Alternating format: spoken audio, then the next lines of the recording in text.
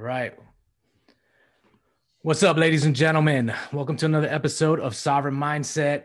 Today, we're going to be talking about crypto. I got a couple buddies on.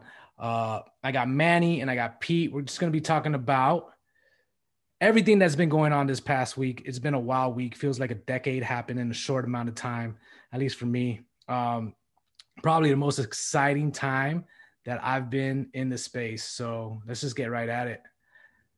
What's up, Pete? Nothing. How you doing, Mike? Doing good. What's up, Manny? I think Manny's on Well, silent. He's just listening yeah, in. yeah. Sorry, I was driving. I'm trying to get there so I could get on. But how are Uh, you? Everything good? Everything good, man. Everything good. Exciting times. Boom, let's get into it. Let's talk about El Salvador. I mean, that's like really the biggest news. I mean, so much has happened. That came out right after the conference. Like the last thing, I think that's how they closed the conference. And I thought it was going to be a while for that bill to get passed. I tweeted out, it would really suck if this bill doesn't pass. But like literally the next day it passes. And then since then, so much has been announced. And now we're seeing the fallout, the reactions, and people are really thinking things through. So yeah, what's your take, Pete? Yeah, I mean, just starting out, like thinking about what's happened with El Salvador. I've been really kind of following Jack Mallers because I think I mentioned to you earlier on in May that Jack Mallers was starting that company with Strike and had been working in underdeveloped countries and El Salvador was the particular country he was working in, to do remittances where he's able to convert a fiat currency to a fiat currency, send it across the world in a few seconds, for no fee. But nowhere in that in that whole narrative did I think that it was going to lead to El Salvador adopting Bitcoin as legal tender. I didn't think that I didn't see this connection. Whereas Jack Mallers was going to be one of the sparks that caused this. And now, as I said to you earlier, I feel like we fast forwarded from a time in Bitcoin where it was kind of just despair. Everyone was just listening to FUD. It was just nonstop every day. It was China. It was Elon. It was whatever they could throw at you. And now, we're at this point where we've been talking about for years, when nation states are starting to enter the mix. And I think it's it's obviously we have not treaded these waters. So I don't know where we're going to go in the immediate term, but it seems like it's happening very quickly. Yeah, dude. So one thing I'll say about like Jack Mallers, and I didn't really know who he was. Well, I did. I mean, I knew he worked with the Lightning Network, but I just, there's so many moving pieces to the space, just hard to pay attention to everyone and what they're doing. But it's pretty incredible for me to see that. I guess what happened there is that there's a Bitcoin beach, right? This area, I think it's called El Zonte or something like that. Yeah. And I'm guessing that there was a guy down there that, looked to make it like a Bitcoin kind of beach town. And that's how Jack got involved. And it's just incredible to me. My point is that two people can have this effect that literally shifted the geopolitical landscape in a way that is huge. Like if Jack Mallers didn't go down there, if that guy, I forgot his name. I think his name is Mike, didn't try to make that beach a Bitcoin beach, like none of this would be happening, right? But it's two people that literally shifted the political landscape and got the attention of the president. And now, like, this is one of the things that we have all kind of been waiting for and wondering what was going to be the first country, what was going to be the first domino to kind of like embrace Bitcoin, either through its central bank and put it on its balance sheet, or to kind of do what El Salvador did and make it a legal currency, legal tender.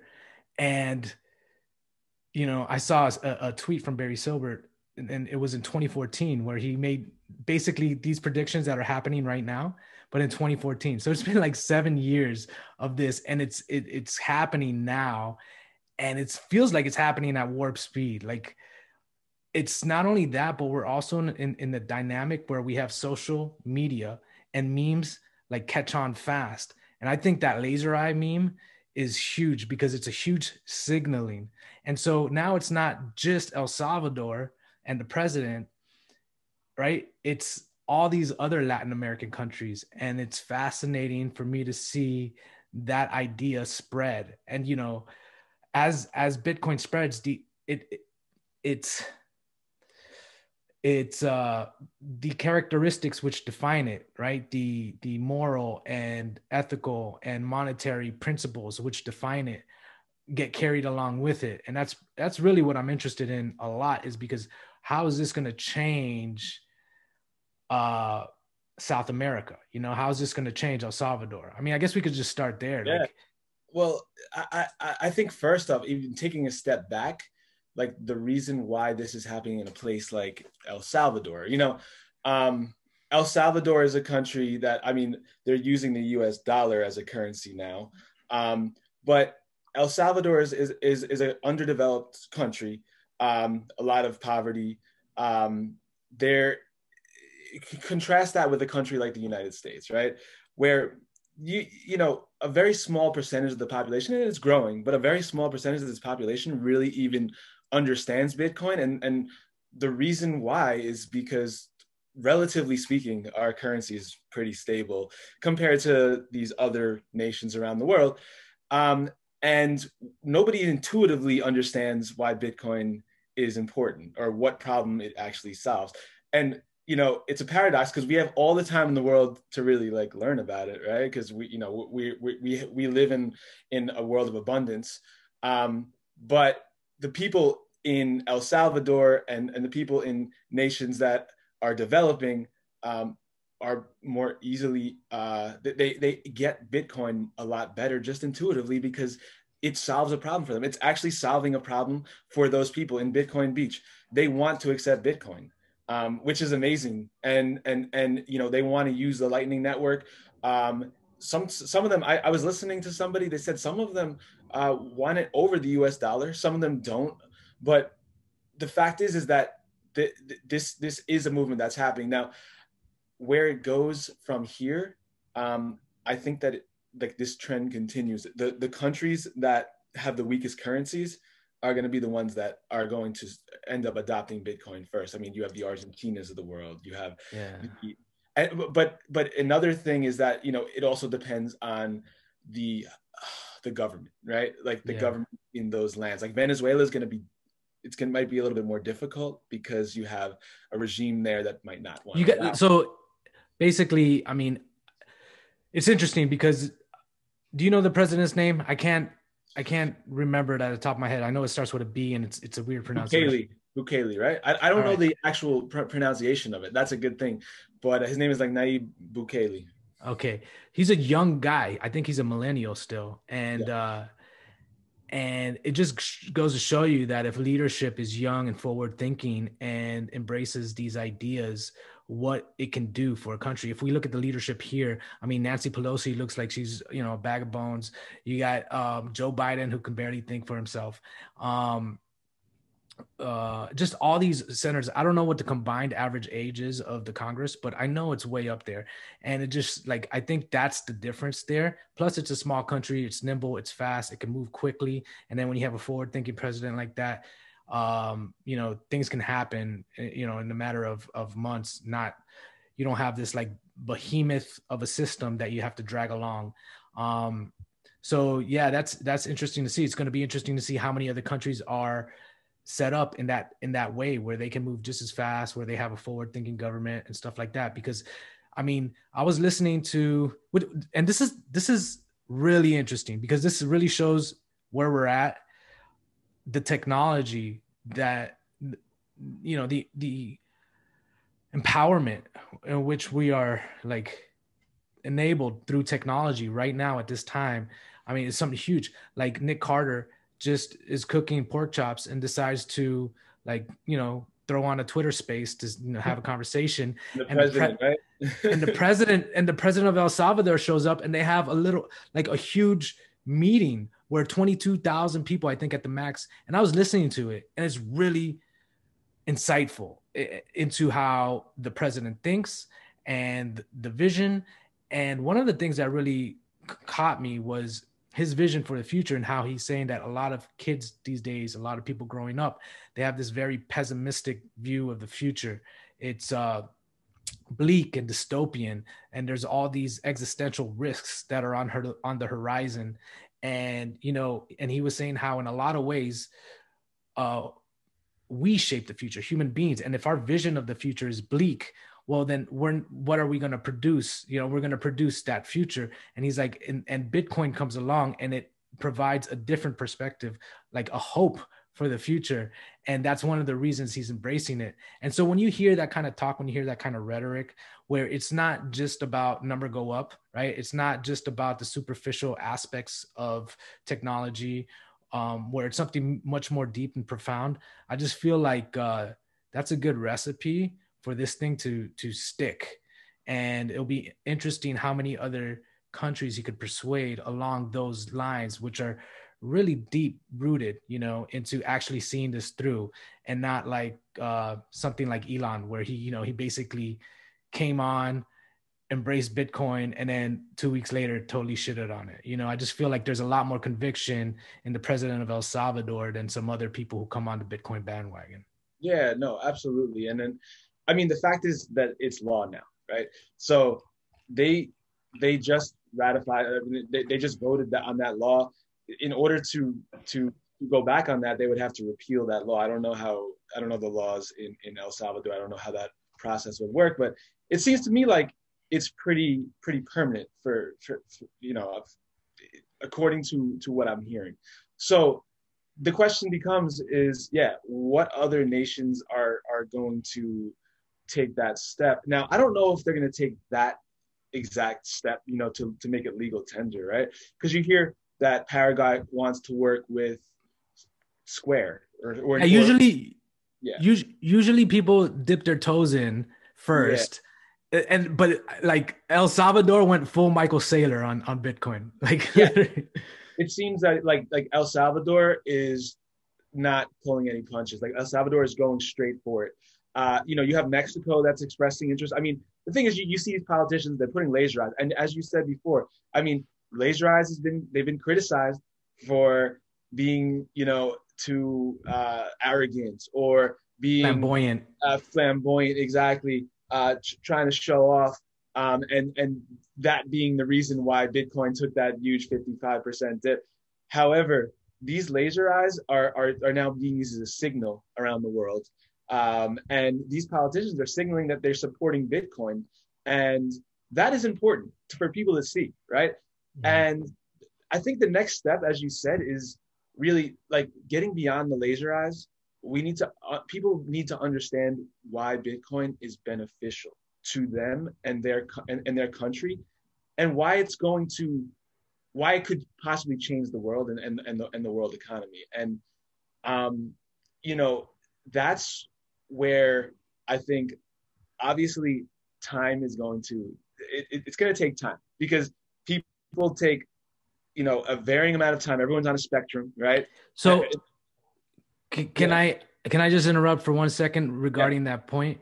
Yeah. And it's I know what you're saying about time, but I feel like it's one of those things where, like, Parker Lewis kind of nailed it with his gradually then suddenly idea, because I do feel like we're in the suddenly stage, because right now we've entered the big boss level, and it's like now do or die. I feel like it's like, okay, we've crossed this line, and now we're gonna have to see who's like how the chips align, kind of thing, like that. And I just feel like it could happen a lot sooner than we think, especially when the incentives are there. We're talking about El Salvador and how they have the dollar as their currency, right? As their legal tender right now. It's not like they have their own national currency. So all that inflation that's happening right now, where is that going? I mean, so we're printing trillions of dollars and we're handing it out to our citizens here. Is anybody from El Salvador getting a check from Joe Biden?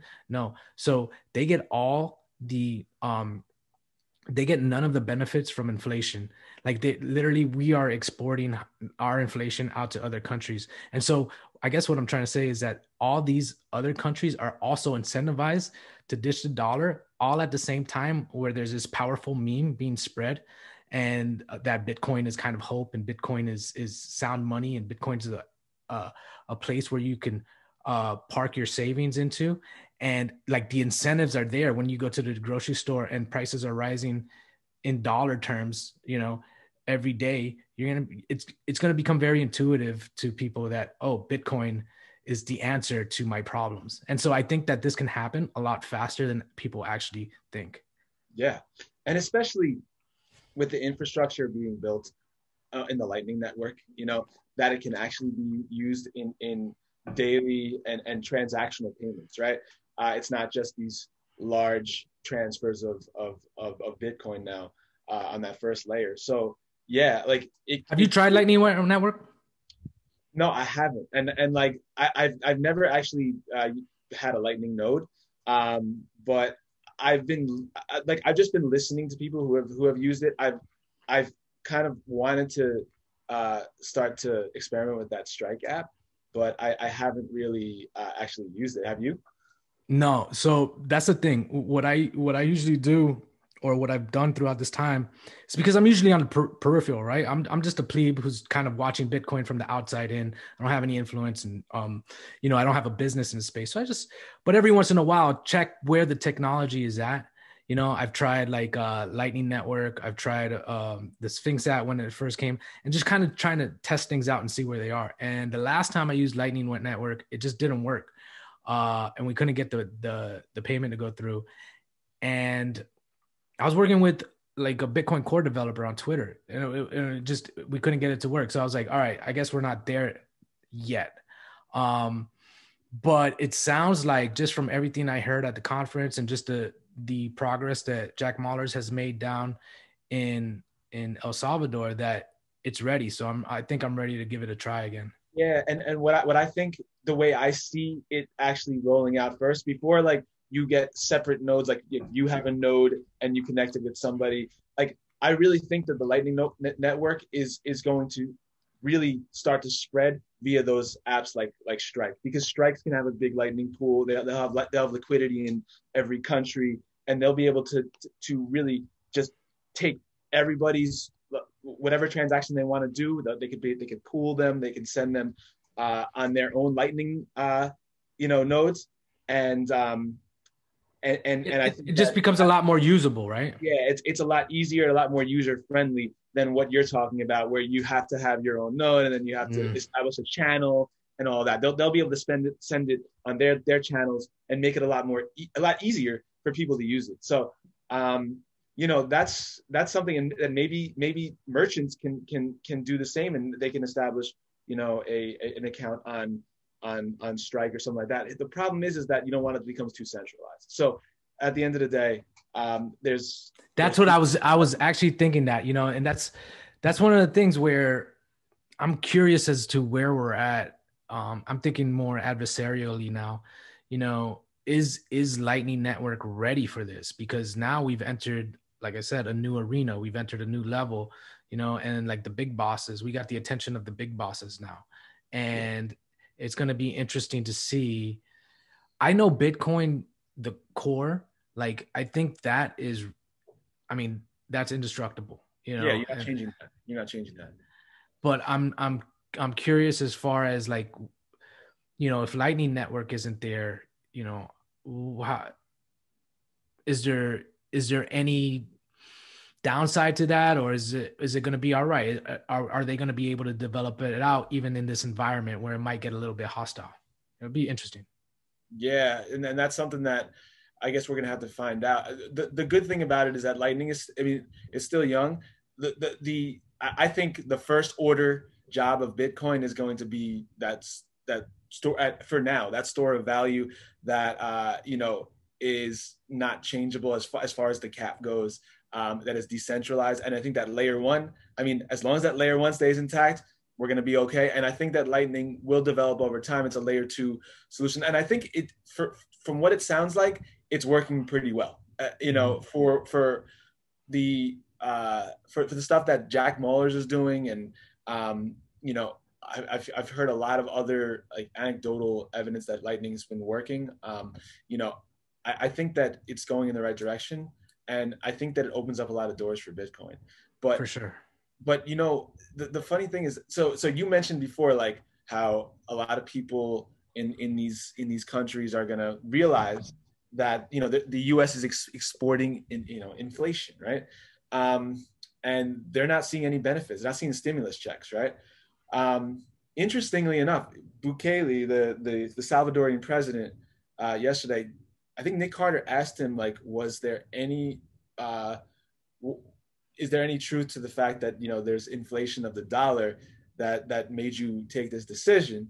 And he said no. And interested, like what I'm interested to know is why he said that, because for me that would seem like top of the order, since they're on the dollarized system. Why is this political? You know, is this to try to ward off, Well, you get into know? that then. I think we should just get straight right into that. Yeah. What do you see as the let's just not say the response from like the international community, the IMF, the US? I mean, as far as you know, this does threaten the hegemony. Head, man, I can't even say that word. But you know, this does threaten that power structure a little bit, you know, and the legacy monetary system, and that power apparatus is probably now on full alert. And you know, I've seen some speculation on Twitter chatter where, you know, people are like, you know, this is when this type of stuff happens, you know, people get taken out. And if we look at what happened with Saddam, when he tried to move like, I think it was like 5% of his oil sales to, you know, Yeah. euros, you know, all of a sudden, hey, we got weapons of mass destruction over there. We've got to come up with something to take Yeah. this guy out because he's starting to threaten that petrodollar. Protecting the petrodollar. Yeah. Yeah. So that is an interesting question. And so I was looking at Twitter today, you know, I'm like, try to I mean, I love Twitter and it gives me, I've learned so much from it, but like sometimes it's just a little bit much. But I saw Plan B put today, like all of the countries like Brazil, Panama, Colombia now. We have Argentina, we have El Salvador, obviously, Mexico. All these countries now are expressing interest. But I think it's a matter of time now. Now we need to, I think those countries, in order to make it more difficult for, you know, the first movers, right, to um, to actually implement this or to pass these laws, and to adopt Bitcoin, it's going to be a lot easier if there's a lot more of them that are doing it than one, right? Because one of them is, it's going to be easily singled out, and it's going to be a lot easier attack vector than if you have, you know, a whole bunch of countries in Latin America that are trying to go the same direction, right? Because That's why, sorry to interrupt, but real quick, that's why I say that, you know, I think that this might happen a lot faster than we think, because I think other countries realize that they're like, okay, we need to jump on board this train right now, because if they take out, you know, if they take out the head over there, El Salvador, like it'll be a lot easier if we're just scattered around and they got to, you know, they got to try to control this fire, right, from spreading in different locations, as opposed to like, as soon as, you know, if they try to make an example out of El Salvador or something like that, that can really put the brakes on a lot of things as other countries start to question whether they should go down that route. So it's kind of one of those things where it's like, if you're nimble, if you're quick, if you got that vision for the future and you're a leader of one of these Latin American countries, you kind of need to act now. yeah. Now, here's my question to you.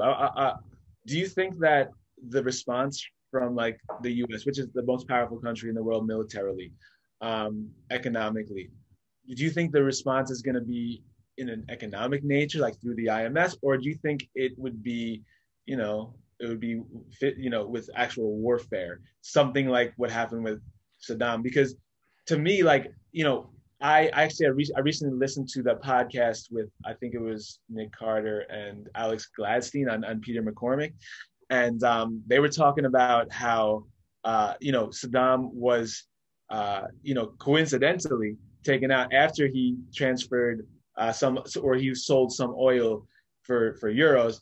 All of a sudden now he's taken out. And then you had Gaddafi also did the same thing in Libya, and the same thing happened. Those are two different presidencies, right? So I know that the petrodollar now is weakening.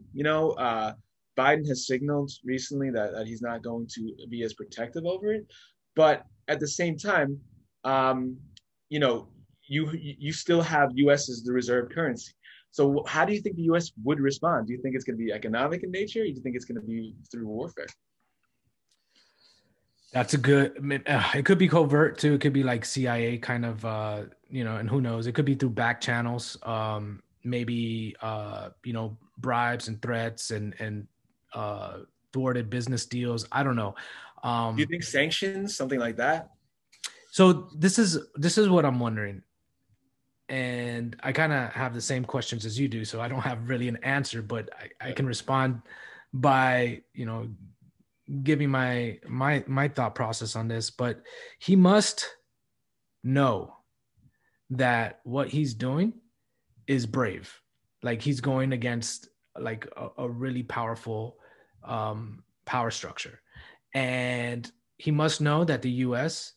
to some degree is probably not gonna like this, versus being okay with it, right? Like there's more probability of them having a problem with this and actually wanting to do something about it than just letting them passively continue on with their like Bitcoin strategy.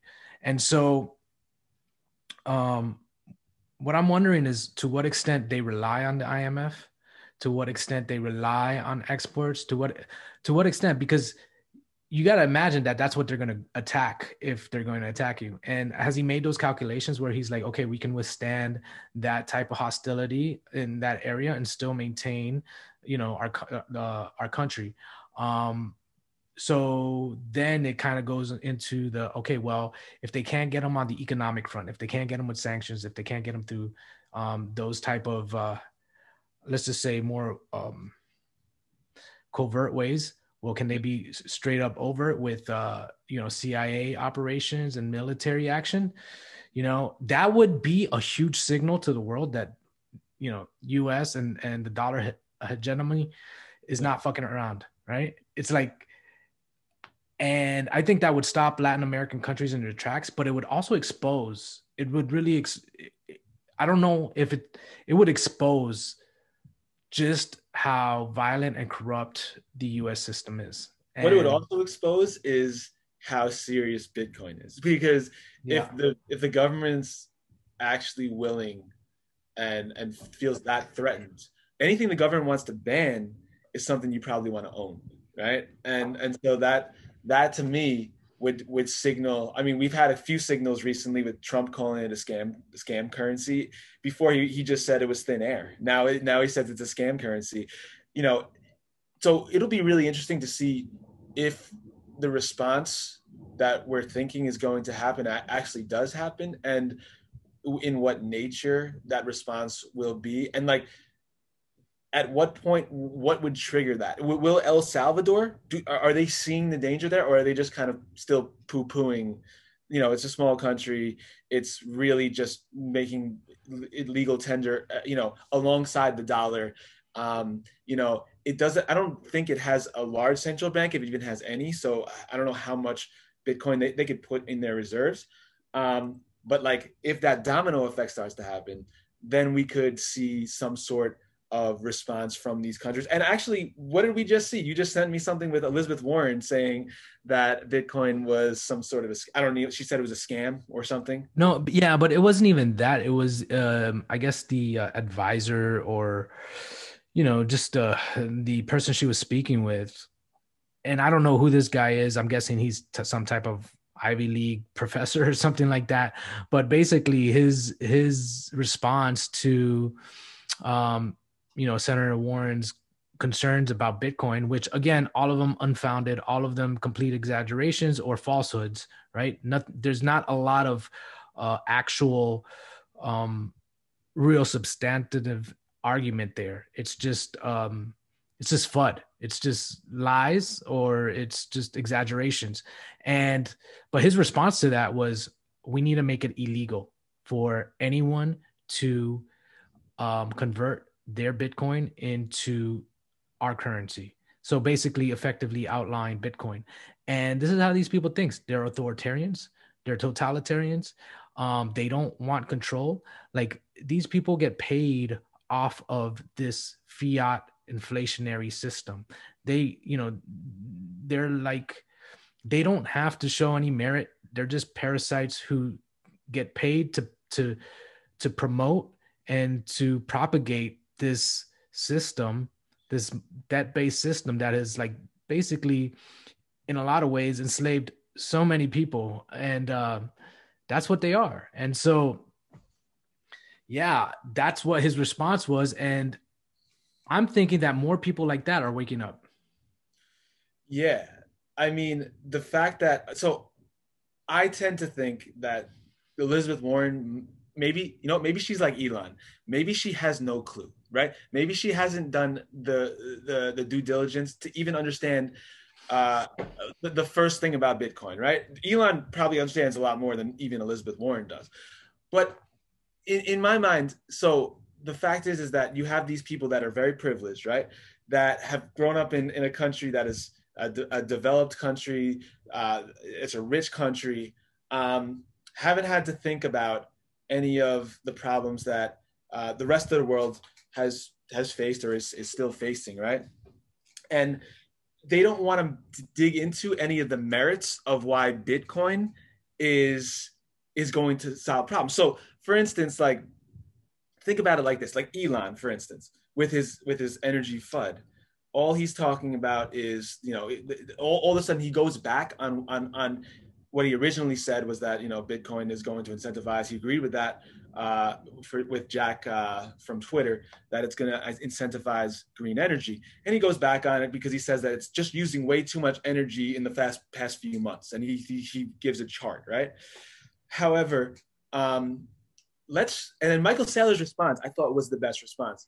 What he said was that everything is second order, right?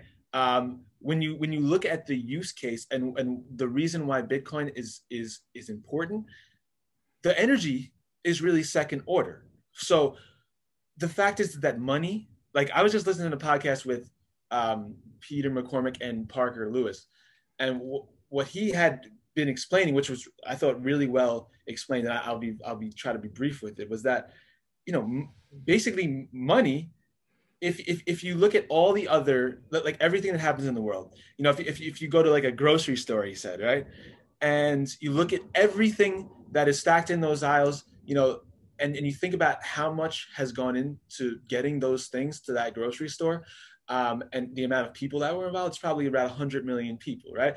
All of the people that are selling the point of sale cashiers. He said, the trucking, you have people taking energy out of the ground to be able to bring those trucks. So Building the actual grocery store itself. building the grocery store, Yeah. stocking it, the supply chain, whoever's manufacturing the stuff. I mean, it's basically, it's a huge operation, and there's so much involved with it. But none of that could have happened without a currency that is worth something, right? Because you can't take oil out of the ground to get energy, to be able to do any of this stuff, to be able to pay for any of this stuff, to be able to make things happen without a currency. And he brought up a good point. Venezuela is a country that is either the richest or the second richest country in oil, and basically they're not even. I think the amount of oil that they're extracting is continually going down because they don't have a currency to support that action, right? So everything that happens around the world is just a derivative of money, and therefore the most important thing you could invest value into, and the most important thing that you could spend energy on, expend energy to get is a sound form of money. So it's like the foundational layer of how we all cooperate and coordinate, and that extends that transcends time, And so, if there's anything to make sure that we're spending energy on and making sure that it's as secure and sound as possible, it's money. And that's the thing. So when you get the FUD from Elon, and then you're about to get the FUD from Elizabeth Warren, and you're about to get the FUD from the U.S. government, because I tend to think that the Elon stuff and the U.S. government stuff is interconnected. Related? You think he got I, like a knock on the door kind of thing? well, I mean, we've been talking about ESGs, and we've been talking about carbon credits and all of that. I tend to think that there that doesn't come without a price, right? Like somebody, and I think the same He's thing. beholden to somebody. Yes, he's beholden, and whether it be the government or whether it be BlackRock, whoever is investing in Tesla, he's beholden to somebody who didn't like that. And so that somebody is probably beholden to something that it all roots. I think it all traces back to the government, right? And I personally think that this energy FUD, we have to start with that argument of, okay, first off, Bitcoin is valuable, because if you don't get that argument, right, then any other argument for Bitcoin shouldn't expend any energy, or shouldn't use any energy. If you don't think it's useful at all, then there's no reason to have any energy being used on Bitcoin, right? So we have to get past that first. And that's going to be, I think the catalyst is going to be Latin America, because people are going to see that people are actually using it and it's actually making a difference there. So That's sorry to interrupt again, but that's one thing that this whole thing does, is it does dispel a lot of FUD. It does dispel a lot of the narratives around Bitcoin. And that's one of the reasons I think that they're really scrambling right now. If you can see that they basically came out with this, this news story, or this announcement that the FBI basically hacked the Bitcoin wallet and was able to steal the cyber attackers' Bitcoin, or confiscate it. And you just see so much misconception there as far as how Bitcoin works, from not only from like just normal everyday average people who are reading this stuff, but from like actual journalists, from the politicians, from everyone. It's very transparent to how far they've done their research, because they're making the most basic mistakes that you could probably overcome with just a few hours of reading, especially now where the literature has gotten to the level where the writing is so sophisticated and so clear and so concise that someone can get up to speed with Bitcoin fairly easily.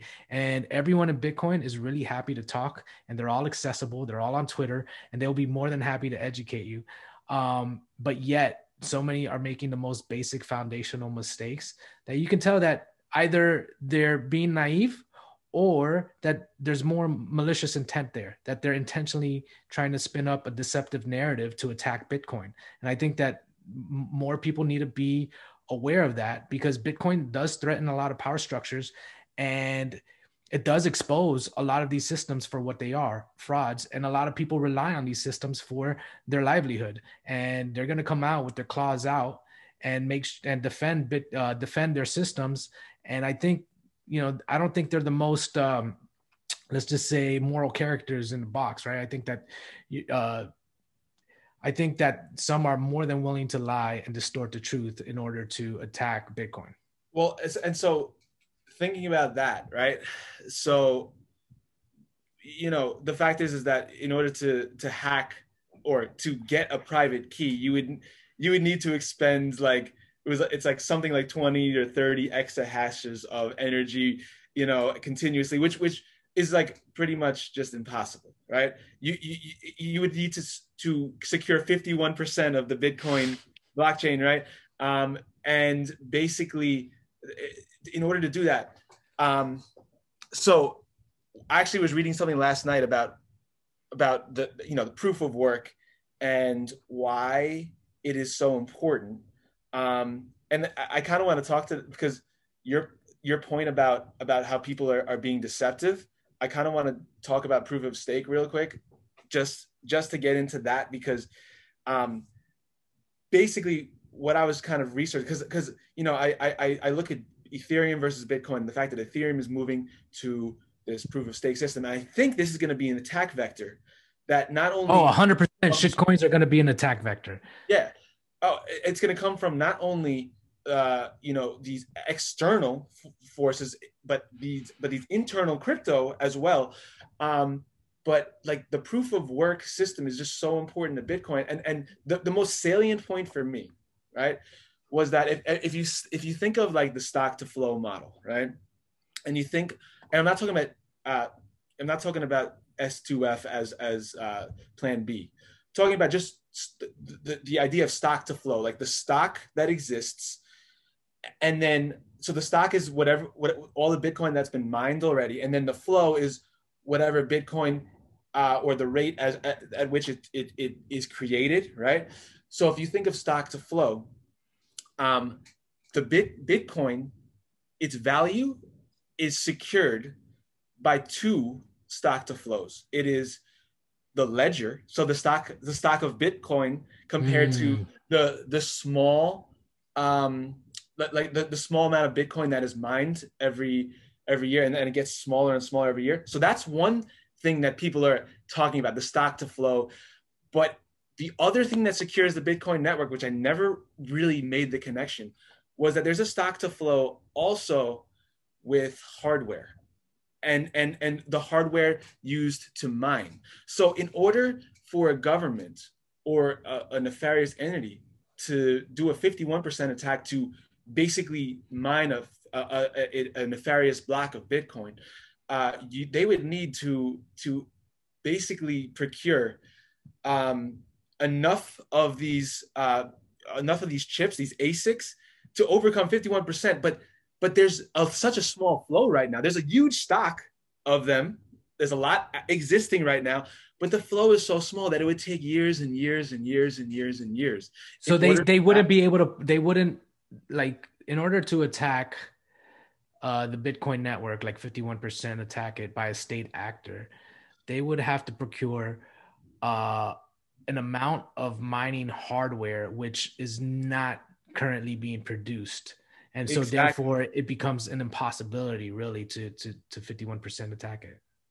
At the current moment, absolutely. Like Mm. maybe if you let this entity procure enough over many years and they were able to without you knowing, and then suddenly do a surprise attack, which I think is pretty improbable, then yeah, maybe it's possible. But that that is going to be almost impossible for that to happen, because not only is there a lot existing, it's the most powerful computer network in the world right now, but there's just a small amount being produced, and there's a backlog.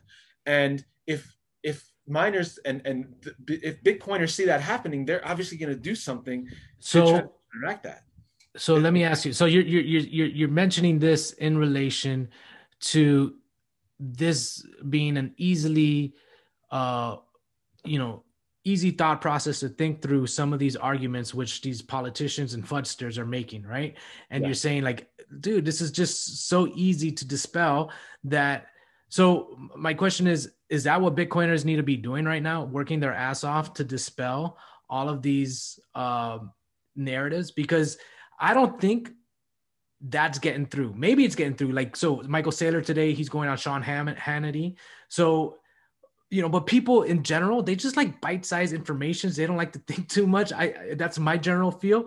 And yeah. I feel like we need to make it as simple as possible, like to understand this stuff and dispel this stuff for the average person, to kind of dispel a lot of the FUD that uh, gives these people, the policymakers, the politicians, the momentum to go ahead and somehow attack Bitcoin, and even from like a political standpoint, like or legislative standpoint or something like that. Like I don't know how they're going to muster up the support to ban Bitcoin, especially now when there's so many people involved. Like I know people around me who they have Bitcoin, and you wouldn't call them Bitcoiners, that's for sure.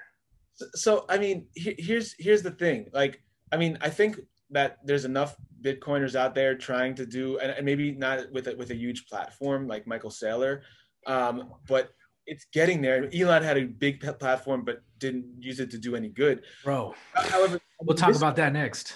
yeah, but this is what I see, man. I see when I see like stuff about Ethereum and Bitcoin, I see mainstream news talking about proof of stake like it's some savior solution to the energy problem. There's no drawbacks, right? It's just we're making it more efficient. Now, no one talks about the fact that it's less secure, and especially in the long run, like no one understands like the reason why. And they say, oh well, you stake your coins, and then if once you stake your coins, you are able to validate transactions, and you have stake in the network, right? But with proof of work, the reason why there's so much security is the energy that's used, right, to secure the network and to mine the Bitcoin and to solve those mathematical problems so they can place those blocks on the blockchain. That energy accrues and is stored in it's on the ledger now. Like that security is converted, or the energy is converted onto that ledger as its security, right?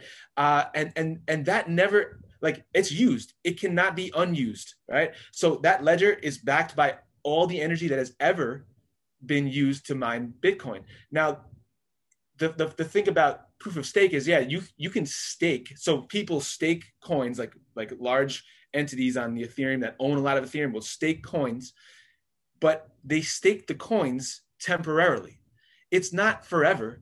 So they could take those coins off and unstake those coins, and then all of that, so the stake that they had does not exist anymore. So it's really a temporary thing, and it's not like the energy that has been expended, right, to mine like Bitcoin on in the proof of work system. Energy, it cannot be unstaked, right? I can't unstake the energy I already used. It's that I already invested it. Proof of stake is just a very temporary thing. It's fleeting. It's a fleeting thing, and there's a lot of like yeah, bro. These conversations, the conversations that they're gonna have are not gonna get that nuanced at all. No. They're gonna be like, proof of stake is good for the environment, Bitcoin bad for the environment, and that's what they're gonna go with. That's the thing. Yeah, and it's just it leads to more centralization and everything. But it's a huge attack vector, dude. We cannot, and this is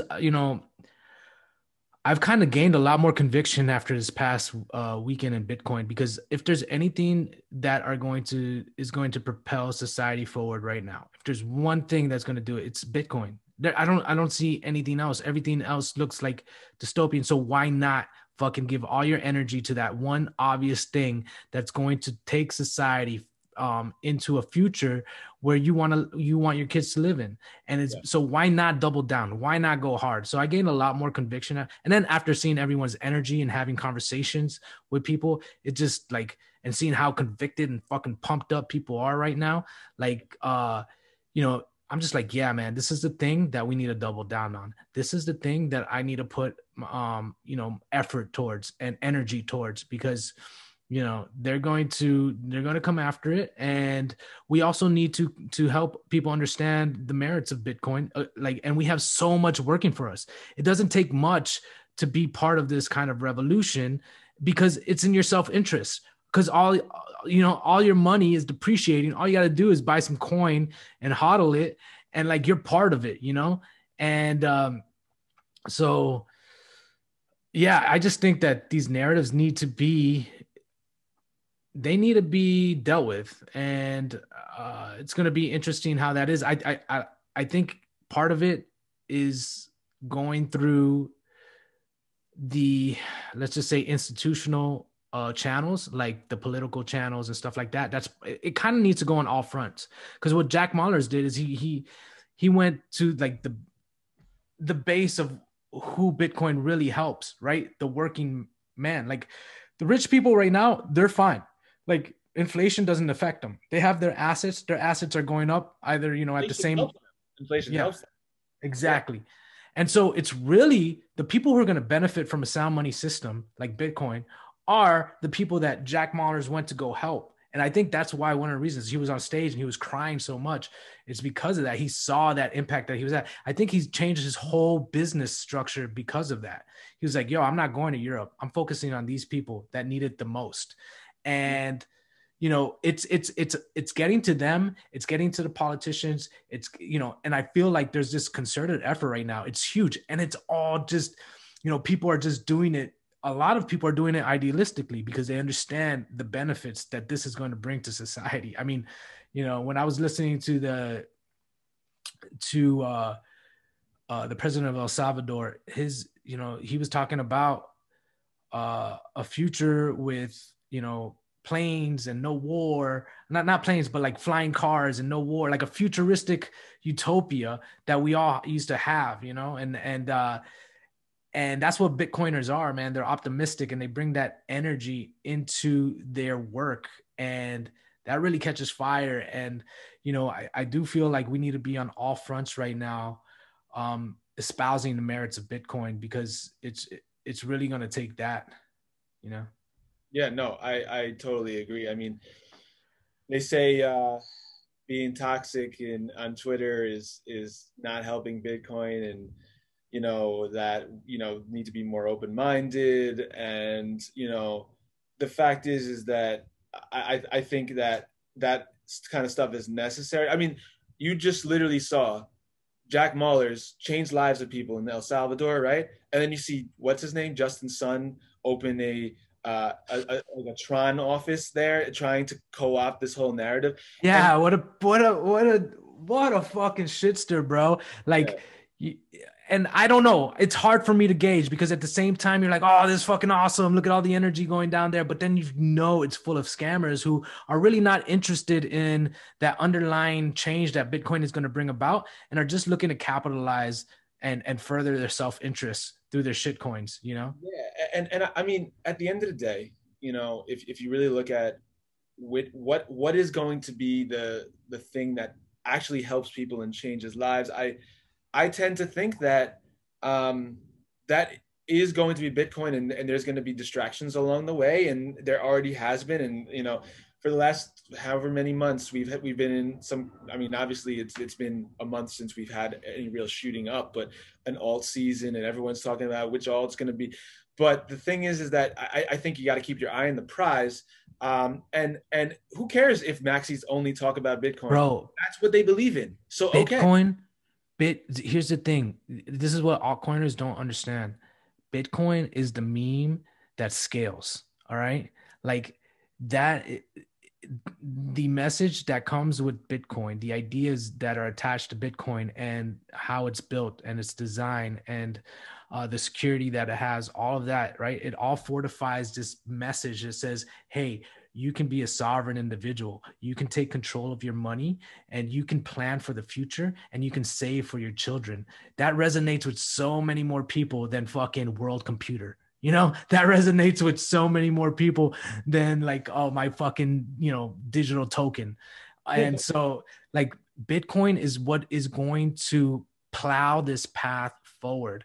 And that's why I say, like, to all corners, like, you guys need to be on board as much as you can with Bitcoin. And you got to see it as the engine that is driving this technological revolution, because, if it fails, I just feel like all of this gets stopped, because it is the most robust. It is the most decentralized. It is the hardest to kill. It is the honey badger of all this, crypto, currency world that we're living in. And if that goes down, that's like, that's your that's the chief that's leading you into war, into battle, going down with it. That's the soul. And so I just think that everyone needs to be kind of behind this. And it's yeah, it's kind of discouraging when you see shitcoiners disparaging Bitcoin. Like I just feel like they need to be backing it. Well, here's just a quick example. Like this weekend, I saw some of my family, and like, um, we started talking about crypto, and so I think they learned about crypto from one of their friends, and I said, yeah, I own Bitcoin, and they said, you own what? And I was like, I own Bitcoin, and um, they said, isn't that like, but wait, why do you own Bitcoin? Isn't that really obsolete? Like, isn't that an old like technology? Like, well, we own Ethereum or whatever. And I mean, they've been getting fed these messages. Now, obviously, they're not as into crypto uh, as far as researching it as you and I. But that's the message that they're getting. The message is that Bitcoin is an old boomer technology, that it doesn't do anything but store value or whatever, and that even so, pause. Even if that's all it did, right? It does it better than any other I thing. know that's what you want.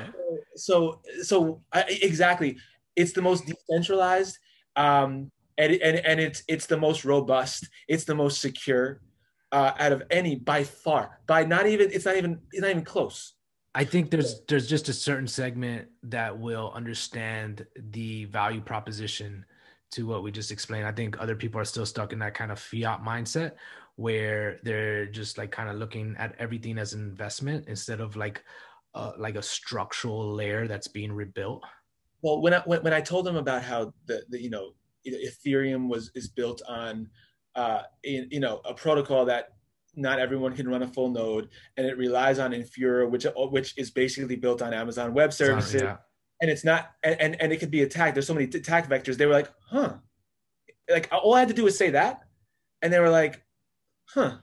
So maybe I should look further into that because I don't like that. And so, like, I just think that that narrative is not out there enough. Like people just don't get Bitcoin because they don't understand what we said earlier. They don't understand the value of having something that is decentralized, that is immutable, and that is able to be sent around the world in a few seconds.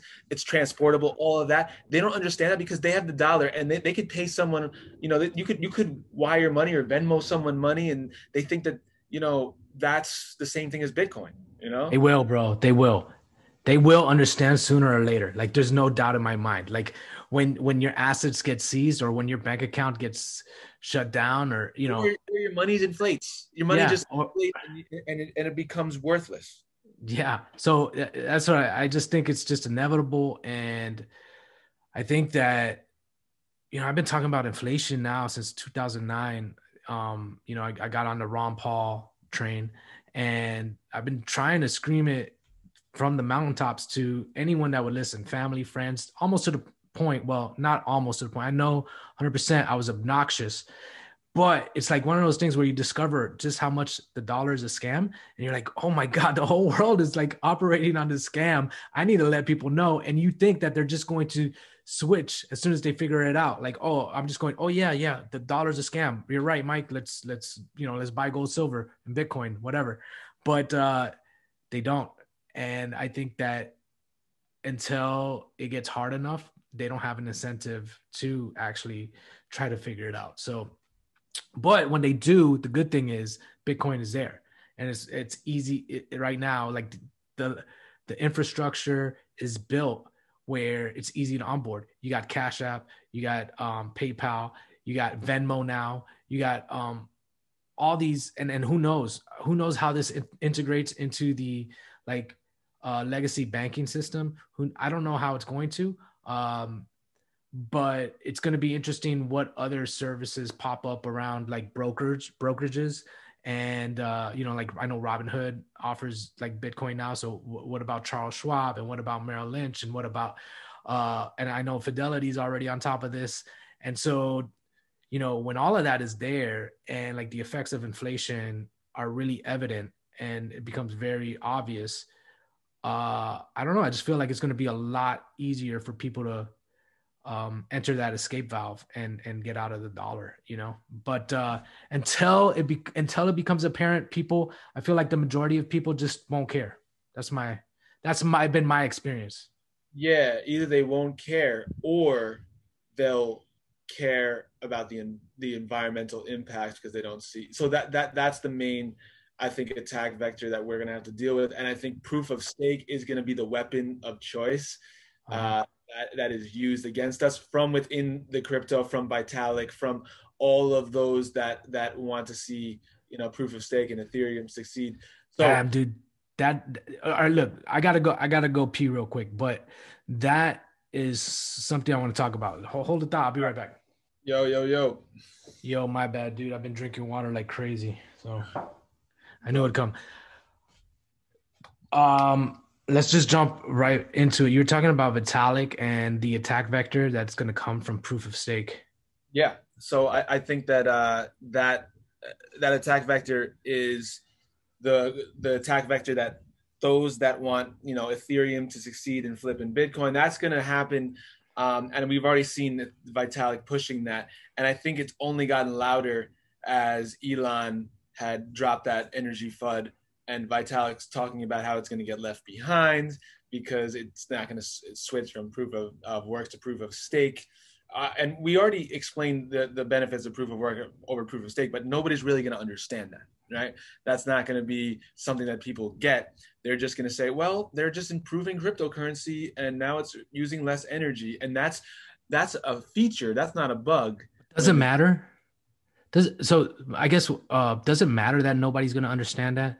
Does it matter that just Bitcoiners understand it and just plow forward? They're like, yo, we understand that narrative is bullshit and we don't give a fuck.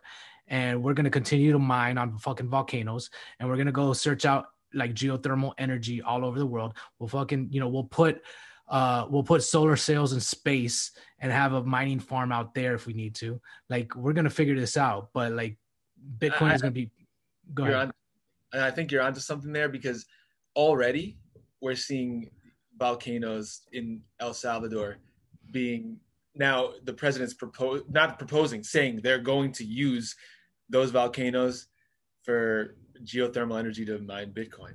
And Mhm. I can see that. I mean, there's so many resources that can be used that are renewable in Latin America. Mm. I can see this spreading like wildfire, and it's already muting Dude, the. this idea right now is out of the bag. Like I've had some like I have a tweet out there. I think I don't know when it's from, but my idea was like, dude, what if we have like Dyson spheres um that are like harnessing energy from like I don't know different stars in the in our galaxy and like using that energy to like mine Bitcoin. Like we're now protected by like really powerful aspects of our universe, like the energy from our universe. Then I was like, well, what's to stop Tesla from creating these giant solar sails that mine Bitcoin from outer space?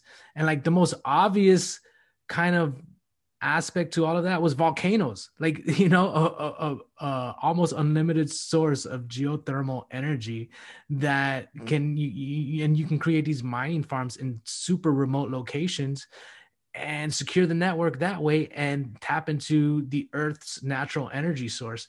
And I think this is going to be an idea that catches on, and it really excites me because think about all these countries with volcanoes or geothermal power. They just now, like, their eyes are now like ka-ching, like, oh shit, we have access to resources here that can generate the world's most powerful monetary technology ever known to man, and we have like complete access to it Yeah, through our natural resources. And I just see that taking off. And just think about how decentralized mining will become. I think the one bottleneck that both that you acknowledged or that you talked about earlier was just getting ASICs out there. Like getting ASICs produced fast enough to do this. But with China banning mining and all that hash power looking for a new home, I think that they're gonna find it.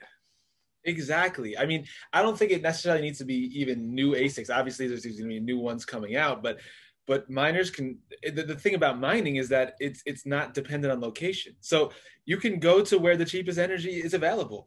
There's no one saying that a lot of miners don't move to areas that have access to these geothermal, uh, you know, just geothermal energy, and not only that, like I think that that's going to be important, but I also think that this changes. Like I think Elon, without maybe knowing it, maybe has done Bitcoin a favor because, as you said, I think you brought it up. You said that we're getting this over with right now, and this has been something that has been lingering. It has been a lingering problem. It's been FUD since I've joined the Bitcoin team in 2017. Um, but he's done us a favor, and he's brought this out in the open.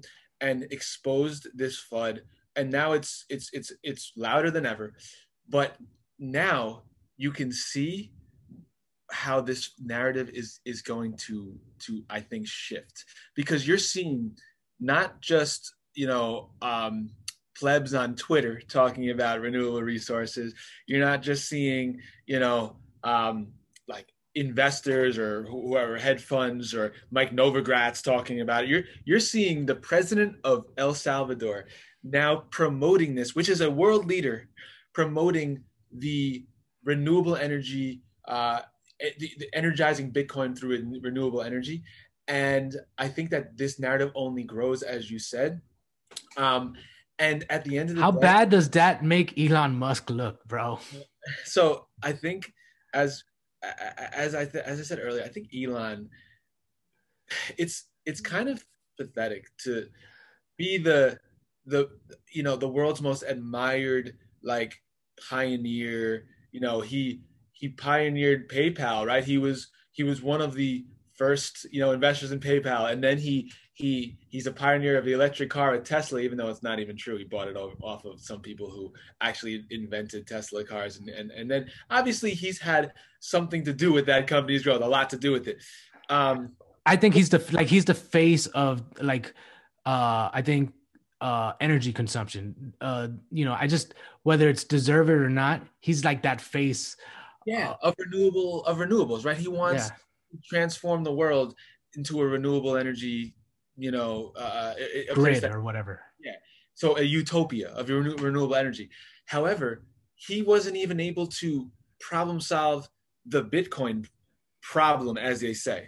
Um, that to me is pathetic, because it's only taken one day for the president of El Salvador to find geothermal vents in his own country. Tesla is supposed to be the company that is innovating renewables, right? Mhm. It's supposed to be where you go. What did he own? Solar City, right? The failed company Solar City. That's supposed to be a company that was supposed to bring solar and bring it on the map. And Elon couldn't even he couldn't even do any good for the Bitcoin narrative, and he had invested a And not lot. only that, but it's not just that he couldn't do good. Like, he didn't come in here and be like, "Hey guys, how can I help? How can we make this? Where can I? How can I integrate this into my business model and really like harness like the power of Bitcoin and really use and propel it even further." Instead, he fucking promotes a joke coin.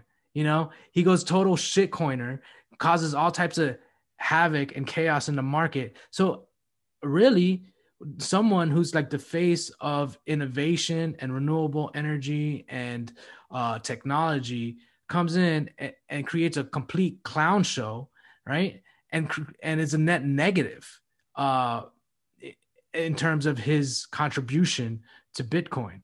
And that's the sad part.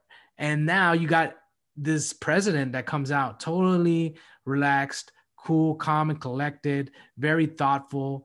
All right. And just in a matter of a week, completely flips that narrative that Elon originally was, fudding about, and says, "Hey guys, I got a volcano here.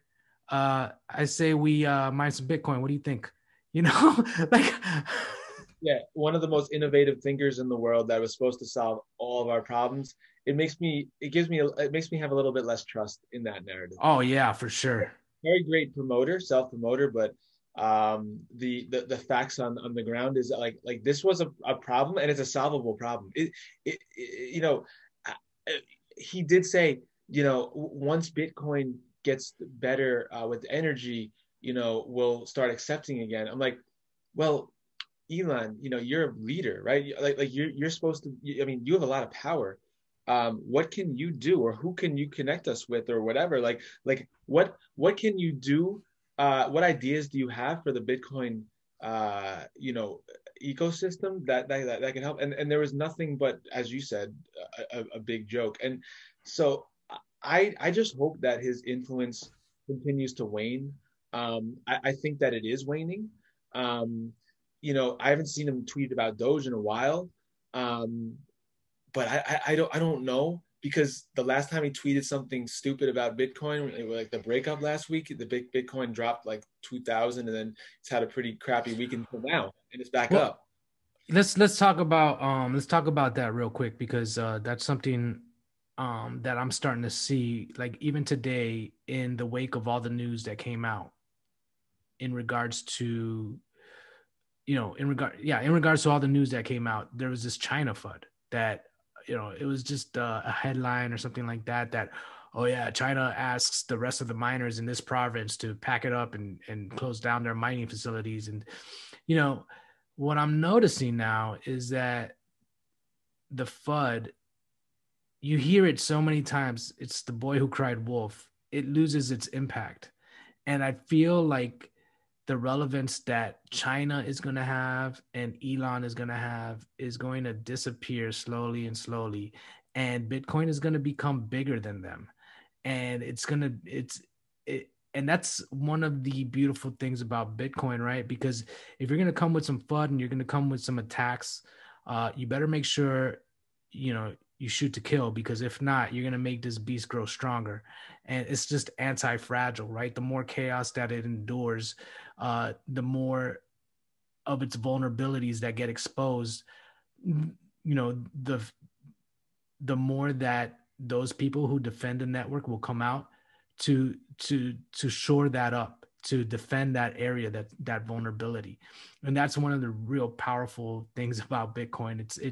It's got its own immune system in a way, and it's really a social organism at this point. And yeah, I'm optimistic on that front. I'm starting to see people, lose faith in these other narratives that come out attacking Bitcoin, and it's starting to survive on its own merits, and people are starting to really. And that's the other thing about money. Part of it is that you have to gain trust, and in order to gain trust, there's an element of longevity there. And if it's been attacked, over and over and is still alive, I mean, it's a Lindy effect that occurs, and you just think that it's going. Well, if it survived that, it's going to survive also into the future. And I think that this is all necessary in order for Bitcoin to like grow. Oh yeah, no, I totally agree with that. The well, as you said, like, it's impossible to monetize, a new currency in the span of a few decades from Mm-hmm. something that's been for 5,000 years without some confusion and some volatility. And the FUD just contributes to that volatility. But I think that we're seeing real time, and it's happening very quickly. But as you said, like the more bullets that are shot at Bitcoin, the thicker its armor gets. And I Mm-hmm. think the beauty of it is that it's not just one. Like like they're not attacking a person that you can project personal traits to. Like, it's not like you're attacking a politician like Donald Trump or Nancy Pelosi. You're attacking a thing, a network, a living organism that doesn't have personality, right? And that's the reason why I think a lot of this FUD can be like you can't put a face to Bitcoin. So a lot of the FUD can be repelled by the fact that people from all walks of life believe in it. And you get all these different perspectives that are able to thwart that FUD. Um, and I think Elon did us a favor, as I said, by bringing this up, because we're getting a lot stronger now. And once we do overcome this, the next step is just getting over regulation, and because I think the narrative now, which is, the environment, is going to linger, and it'll always be there for, especially in nations that are developed, because that's where that narrative tends This to. this ESG stuff is it's a direct, I mean, there's a direct link there to like the Great Reset and the I guess is it the IMF that, or is it, I don't know who's behind the Great Reset or whatever, but basically there's an international movement here to control all of our energy consumption and therefore control all of our lives, right? Um, and I was talking to someone about this, and it's like the fight that we need to have, because who's to say if they're trying to regulate our energy consumption and our carbon emissions, and they deem what and what is not worthy of energy consumption. I mean, and this is the road that we're going down, and this is the fight that's going to happen. And they're going to intertwine the fear that comes from climate change, which they've indoctrinated, people for decades about, and that's going to be,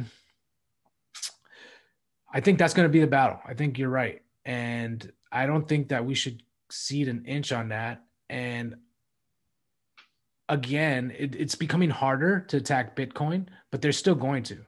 But like when you got things like that, how can you argue that this geothermal energy that would otherwise not be used for anything is now being used for Bitcoin? How can you argue, and that has zero emissions?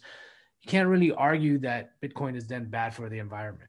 Well, yeah, and then on this, in the same breath, um, I think we're going to see. I think we're going to see Bitcoin having a huge effect on renewable energy economies of scale in the next 5 years. You're going to see Bitcoin having incentivizing the development due to its capture of stranded energy, and the fact that it is allowing developers to feel confident that there's going to be someone to pay for the energy that is produced, especially that stranded energy that isn't able to be used because it's not able to be used during a certain time of the day.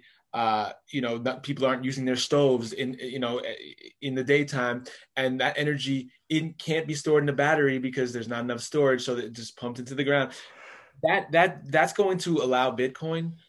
It's going to give Bitcoin an avenue to help renewable energy to be more profitable for the developers, and you're going to see more of that happen. And so I think this energy narrative will dissipate. I don't think that this is going to be the thing. Like it's affected Bitcoin during this run. It's affected Bitcoin, and Elon brought it to the test. But I don't think that that's going to be the thing that lasts decades and decades, and I hope it doesn't. But yeah, we'll see what happens Cool. because So what's you know, dude, so much has happened. I mean, I don't think we even talked about the conference really. And just give me so give me to tell me what happened. What stood out to you at the conference? Because I can't believe I really wanted to go, but I had to go to New York for my grandma's birthday. Literally, the conference happened like a mile and a half from my house. So yeah. So I didn't actually go to the conference. I'm not really I don't know. It didn't sound appealing to me. Like, I don't know, 12 to 15,000 people there. And I don't know. I've been to other conferences and I just kind of know how they go. And I enjoy more watching them online. And that's what I did with this one. But I did hang out with some Bitcoiners. I did go to some like satellite events. And I can tell you that the energy in Miami was just rocking. And it was like, I mean, Bitcoiners were everywhere and they were having parties. They were partying their ass off. And I think, again, that just goes to show like, look, it's kind of I would call it, a semi professional conference. Although it isn't, like, it wasn't like a suit and tie conference, but like it's one of those first conferences out of Corona, and my like Bitcoiners are like partying their ass off. They don't care about mass. They're hugging each other. And so it goes to the optimistic nature that Bitcoiners have, that they're the first conference out of the bat when things open up is like a freaking 15,000 person Bitcoin conference where it's just a big party. So that was cool. And you could tell Miami has embraced Bitcoin to its like, it's going to be to its fullest capacity. The mayor is like totally on board. The energy in Miami, the amount of probably startups that are coming down there. I know Pomp probably bringing so many people there.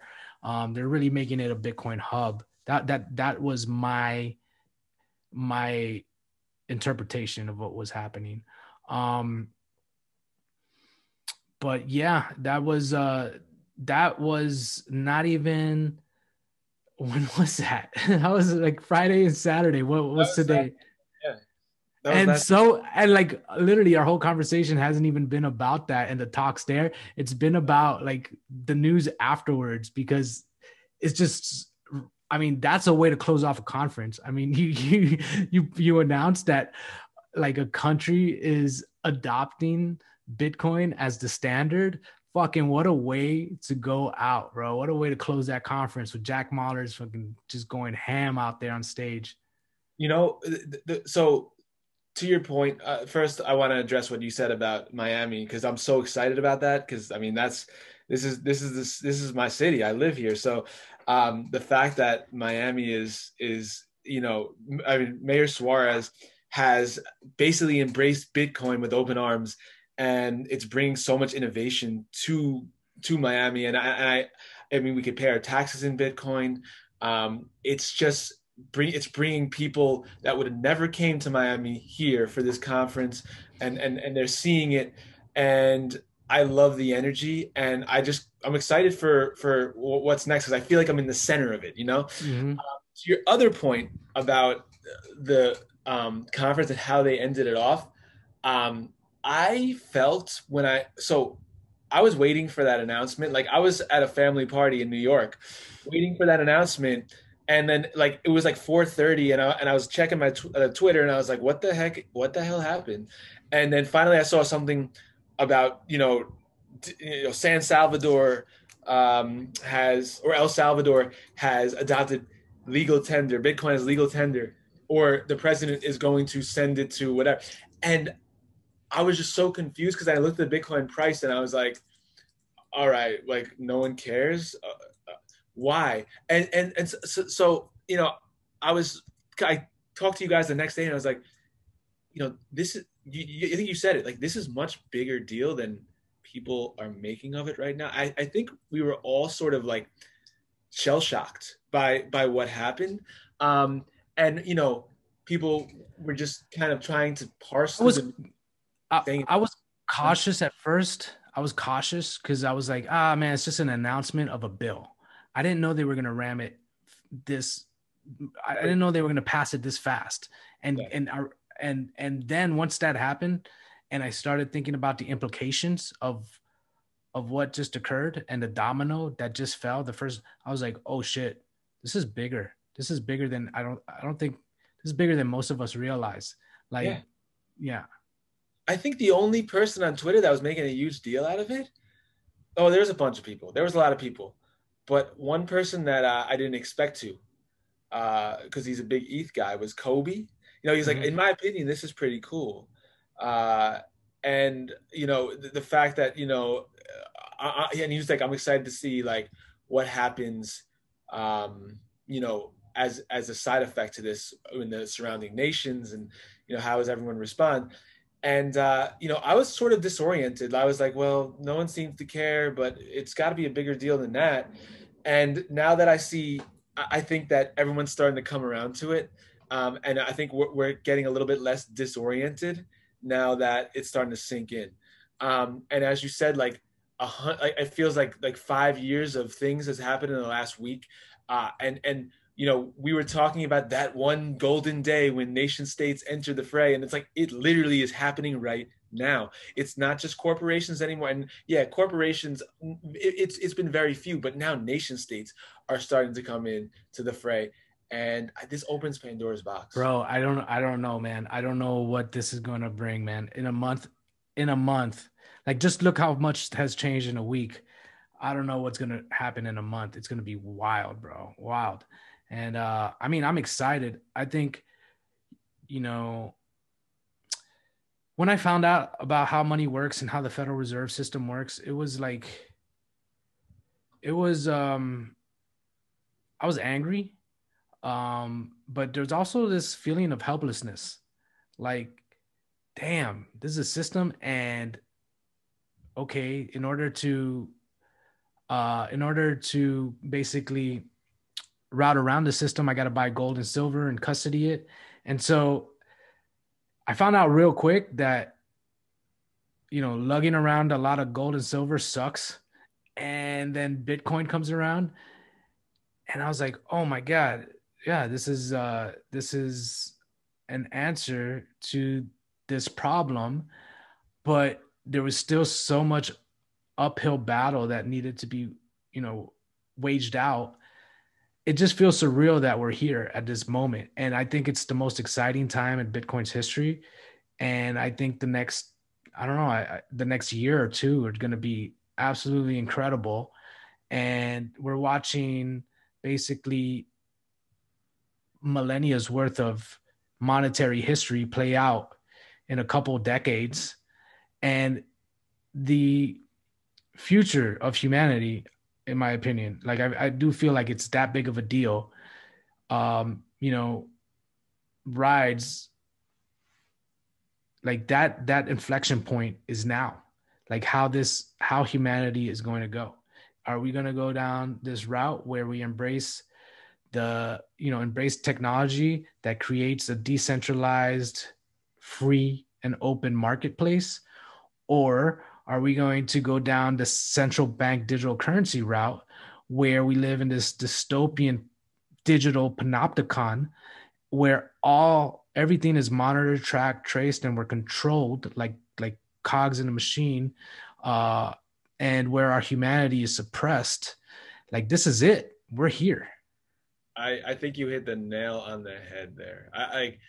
That those are the two choices because one of them is going to happen. Mhm. One of them is already starting to happen. Well, both of them are already starting to happen, but which one will become which one will be the thing that the people choose, right? Um, and I think the choice is it's a no brainer. I mean, it's a no brainer as to where we're gonna have a, a thriving society that is not centrally planned or um, a freer society, right? And um, the fact that uh, it's all happening now, it's no coincidence that this is all happening now. I mean, um, Bro, thank God for Satoshi. I mean, could you yeah, imagine going through this? Because look, happening right now in the fiat world was going to happen regardless. Like I've been preparing for this collapse. Like I thought 2008 was this collapse that we're experiencing right now. Like I didn't think that they were going to be able to hold the financial system together. Um, and Bitcoin wasn't around at that time. So I was like, oh my God, like I was expecting kind of the worst. But now we have an easy way out. We have an escape hatch. We have a lifeboat. And man, it's just so much better to go through this with Bitcoin and the hope that it brings versus I couldn't imagine going through this without it. no, well, think about this. I mean, at this point, even if Bitcoin wasn't around, you would still have this paradox where you have deflationary technology that I mean in Jeff Booth's book, which I read, I don't know if you've read it, The Price of Tomorrow. Mm. Talks I about gotta read it, man. how technology is so deflationary. So, the Amazons of the world, the Googles of the world, they're making it cheaper for they're making everything cheaper, right? Because they make everything more efficient. Um, and on the other end, so everything in essence should be cheaper because it's cheaper to Mm. produce and it's cheaper to transport, it's cheaper to market, it's cheaper to sell. On top of that, you have AI, which is also eliminating jobs, right? AI is able to do the job of a person. It's Um, automating the it's labor force. and they're basically making us more efficient in that regard. Mhm. But our economy, on the other hand, depends on inflation. It depends on the prices of things rising, and it depends on the increasing of wages and the expansion of the job market, right? Whereas the forces of nature and the forces of technology are pulling in the other direction of deflation. They're pulling on us and telling us that, jobs, there are not going to be as many jobs available in the future, because cars are going to drive themselves. People are going to, cash registers are going to be operated by machines. There's going to be even more technical jobs that are going to be taken by technology. So how do people live if they're not able to have a job, if prices are still rising and they're not able to have a job? It's the advantages of technology are get siphoned off to the top in this scenario, right? Like, Exactly. Who yeah. benefits? The only people that benefit are those that are benefiting from inflation, the Jeff Bezoses of the world, the people Mm. who are the richest of the rich. That's why it's all being siphoned to the top, because all that extra money and liquidity is being pumped right to them, because they're making everyone's life easier. They're able to. So basically, at the end of the day, we need to embrace, as what he's saying is, we need to embrace inflation. I'm sorry, deflation, because in a productive society, maybe the technology will make our lives easier and make us have to do less. And therefore, not as many jobs are needed, but prices And be. there's a lot more leisure time for people to explore like other ways of actualizing their, human potential. Exactly. So it's a very, actually, I recommend read that book. It's like it was really interesting way to think about it. Dude, look, man, like when I mean I've been reading about like postmodernism and cultural Marxism a lot, but I kind of feel like I just want to go back to like doubling down on my Bitcoin education. I got like a stack of books here, like 5 or 6 books that I feel like if I read would really give me a solid education in monetary and Bitcoin theory that would, just solidify a lot of gaps in my thinking. So I need to get there. And there's so many great thinkers in the space. This is why I say, I mean, I keep on saying it. I mean, when I first got involved, I had a surface level understanding of inflation and everything. And I understood it conceptually. It wasn't very difficult for me to wrap my head around it. And I was very like, but I just didn't go deep. I didn't read the work of Mises and Hayek and all of that stuff. But when people would talk about them, I'd easily grasp those concepts and I understood them intuitively to be true.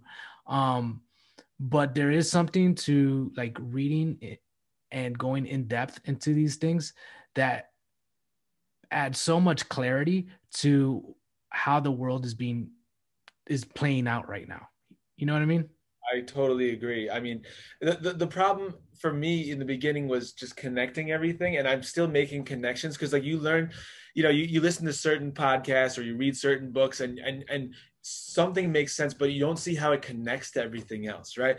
And then you finally hear someone make that connection, you're like, oh wow, like, so deflation and or like inflation is tied to yield curve control, and yield curve control, uh if a government introduces yield curve control, it leads to hyperinflation, and then how that connects to all the different aspects of society. And like, you think of that, and once you make those connections, you see how intertwined everything is, and why it's so important that like Bitcoin could actually affect everything. It's not just like a sector of the economy. Bitcoin could actually have an effect on everything that we know. Yeah.